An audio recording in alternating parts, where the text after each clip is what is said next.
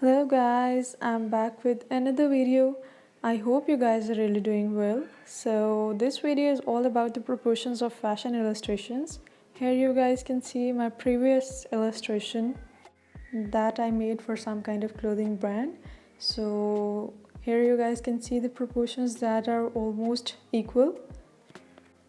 Whenever we move toward the fashion illustrations, we just try to stretch the area of legs just to make the appearance of our fashion model more captivating.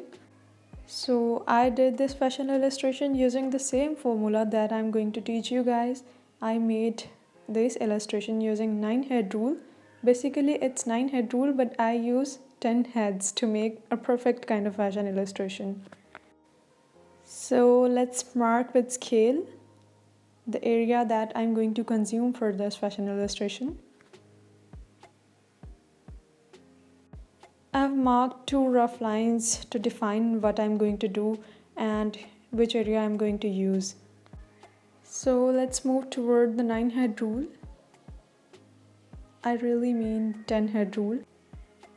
For moving toward 9 head rule, you guys have to make 9 heads, kind of circles, or you guys can make any other shape that is equal to each other. So here I'm drawing 9 heads where I've stretched the 10th one. So first head that I'm going to consume is as a head, the real one, and then I'm going to use the 1/3 of second head as neck.